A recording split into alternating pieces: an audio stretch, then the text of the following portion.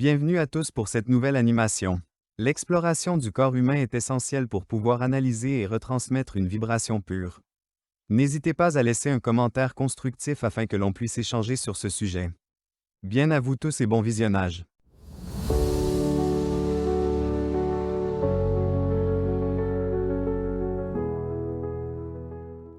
Je reste au-delà, pour ne pas être assujetti aux manipulations des plans archontiques. J'observe le plan du corps physique pour comprendre comment se servir de cet outil afin de mieux vibrer. Très vite, je comprends que le corps n'a pas besoin de moi. Il sait vivre sans mon mental. Il respire, il régénère, il digère, il répare. Ce n'est pas moi qui l'anime, mais lui qui me soutient. Alors je change de regard. Je cesse de vouloir le contrôler et j'apprends à l'écouter. Le corps devient un miroir. Il révèle mes dissonances là où je refuse de les voir. Chaque tension, chaque malaise est un langage subtil. Le corps ne punit pas, il enseigne. Là où mes pensées se perdent, lui me ramène à l'instant présent. Je contemple autour de moi et j'apprends. Celui qui vit dans la colère développe souvent des brûlures d'estomac, des migraines ou des inflammations. Le feu intérieur qui n'a pas trouvé d'expression juste consume la chair. Celui qui reste prisonnier de l'attachement souffre de douleurs lombaires, de dépendance physique ou affective. Son corps lui dit « Tu portes un poids qui ne t'appartient pas ». Celui qui s'enferme dans le jugement a des épaules raides, une nuque tendue, parfois même des problèmes de dents ou de mâchoire. Le corps traduit la dureté intérieure. Celui qui nourrit des croyances rigides manifeste de la fatigue chronique, des problèmes respiratoires ou cardiaques. Son souffle, qui devrait circuler librement, se bloque dans un cadre trop étroit. Celui qui vit dans la peur ressent des tremblements, des insomnies, des douleurs au bas-ventre. Le corps traduit l'impossibilité de se sentir en sécurité. Chaque réaction est une guidance. Le corps ne ment pas. Il traduit les faiblesses subtiles en messages tangibles. Alors je comprends que les pensées ne viennent pas de moi.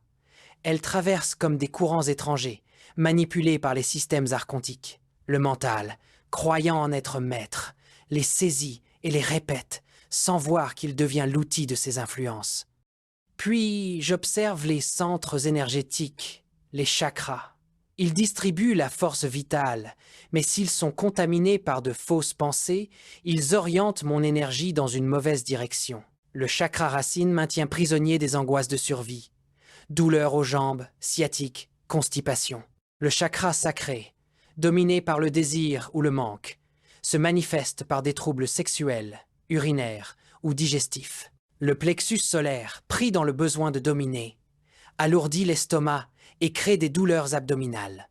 Le cœur, confondant amour et attachement, se crispe, palpitations, oppression thoracique, hypertension. La gorge, si elle ne peut exprimer la vérité, développe angine, thyroïde perturbée, voix étouffée. Le troisième œil, voilé par de fausses visions, provoque migraine, trouble de la vue, confusion mentale. La couronne, saturée par de fausses lumières, se traduit par des vertiges, une fatigue spirituelle, une impression de déconnexion de soi. Les chakras, s'ils ne sont pas purifiés par la vigilance intérieure, deviennent des portes de distorsion. Ils donnent l'impression de progresser, alors que l'on tourne dans un labyrinthe construit par d'autres.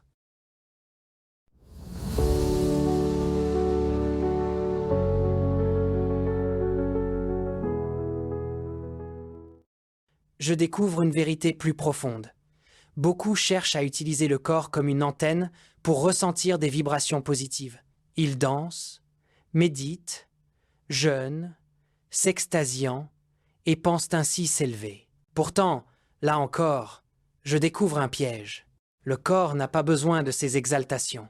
Lui, il est complet en lui-même. Mais quand je force sur le positif comme sur le négatif, c'est toujours lui qui doit réguler. Un trop-plein d'enthousiasme fatigue le cœur et les nerfs autant qu'une colère brûlante. Une extase forcée épuise le système hormonal autant qu'un chagrin prolongé. Ainsi, le corps subit autant le haut que le bas, car il ne choisit pas. Il traduit ce que l'esprit lui impose.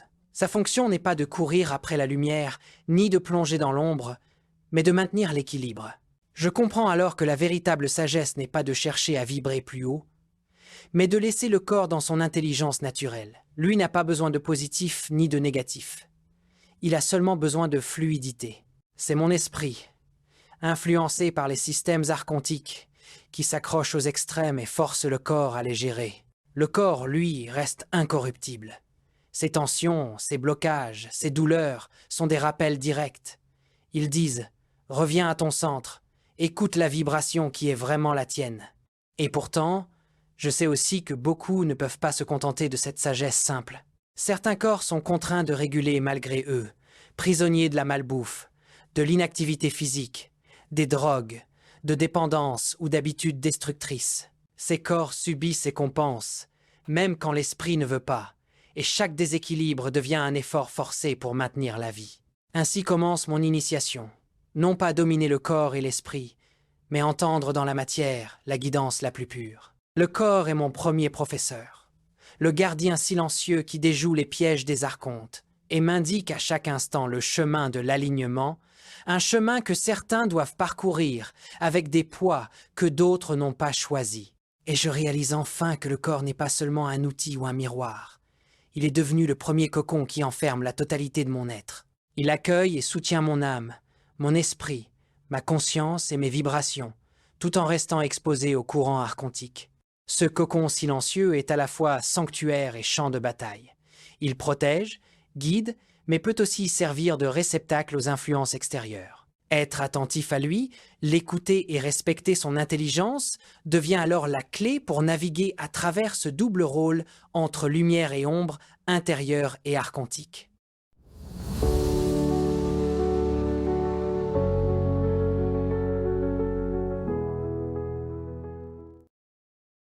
Je regarde autour de moi et je vois un autre piège, plus subtil que l'ombre brute, le mirage des lumières. Beaucoup se tournent vers le New Age, croyant s'affranchir des anciennes chaînes. Ils parlent d'énergie pure, de vibrations hautes, de reliance immédiate avec l'univers. Ils s'imaginent libres parce qu'ils s'enivrent de sensations. Pourtant, sans le savoir, ils deviennent les sujets d'un programme plus raffiné. Celui des archontes qui savent se déguiser en lumière. Ils méditent de manière forcée, s'imposant des états artificiels qui pressent le mental et fatiguent le système nerveux. Ils activent leurs chakras avec des techniques mécaniques, ouvrant ainsi des portes qu'ils ne savent pas fermer. Ils s'en remettent à des guides de lumière sans discerner qu'il s'agit parfois d'entités parasites. Ils s'alignent à des mantras répétés sans conscience, qui capturent leurs vibrations dans des filets invisibles. On croit embrasser la nature en enlaçant les arbres, mais trop souvent on l'use, on lui vole une vitalité qui ne nous appartient pas. On croit nourrir la terre, mais on lui impose nos manques, nos projections, nos désirs inassouvis. Le New Age encourage cette recherche compulsive du positif, qui détourne l'être de sa vraie source et le rend dépendant de pratiques extérieures. Beaucoup vont encore plus loin, et se croient missionnés pour sauver la planète. Ils se nomment travailleurs de lumière, semences d'étoiles, guérisseurs planétaires. Leur intention semble noble, mais la subtilité du piège est là. En voulant sauver, ils nourrissent les programmes qu'ils croient combattre.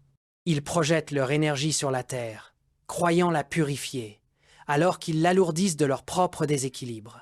Ils se connectent à des grilles de lumière imposées par des entités qu'ils ne connaissent pas, pensant activer un plan supérieur, mais en réalité, ils alimentent une matrice de contrôle. Ils organisent des méditations collectives où l'énergie de centaines de personnes est aspirée, redirigée et utilisée ailleurs. Leur ego spirituel se gonfle. Ils se sentent élus, porteurs d'une mission universelle. Ils affirment canaliser des messages de archanges, de maîtres ascensionnés, sans voir que ces voix sont parfois des simulations, fabriquées pour flatter leurs besoins de grandeur. Leur amour inconditionnel devient une façade qui cache une dépendance subtile. Pendant ce temps, le corps, toujours, subit. Il reçoit ces afflux d'énergie qu'on lui impose, comme une batterie branchée de force sur un courant trop puissant. Certains s'épuisent, d'autres tombent malades, d'autres encore se coupent de leurs sensations réelles au nom d'un idéal spirituel. Pourtant, le corps possède une sagesse propre. Il se rééquilibre, il compense, il trouve des issues. Dans le mirage lumineux, son ajustement est plus facile que dans la noirceur totale, car la matière sait digérer les excès de lumière mieux que le vide de l'ombre. Mais il reste contraint de réguler sans relâche ce que l'esprit s'entête à lui imposer. Et derrière cette danse colorée se cache un dessein, préparer les âmes à des réincarnations fabriquées. Ceux qui croient s'élever par ces courants seront les plus faciles à orienter, car ils n'auront jamais goûté à la véritable liberté. Leurs chakras saturés d'illusions se réajusteront dans un cycle fermé, les retenant prisonniers d'un programme sans fin. La libération n'est pas dans l'exaltation des vibrations, ni dans la recherche effrénée du « toujours plus lumineux ». Elle est dans l'écoute silencieuse du corps, dans le retour à l'équilibre naturel, dans la rupture avec ces programmes déguisés en bienfaits. Car ce qui brille n'est pas toujours ce qui libère. Celui qui ose revenir à son centre, humble et présent, découvre une lumière différente, une clarté qui ne dépend d'aucune pratique, d'aucun guide, d'aucune promesse. C'est une lumière sans maître, déjà inscrite en lui, qui ne demande qu'à être reconnue. Alors s'ouvre une autre voie. Le soi et la matière ne sont ni ennemis ni confondus. Le corps vit sa sagesse, le soi sa conscience. Ensemble, ils avancent, côte à côte, sans se contraindre, sans se manipuler. Dans cette alliance silencieuse naît une danse subtile, un souffle qui traverse tout. Les archontes n'ont plus de prise, car aucune chaîne ne peut retenir ce qui s'éveille dans l'élan vivant. Et jusque dans les particules, la matière scintille comme des étincelles ou de la poussière d'étoiles, éclatant dans sa propre lumière.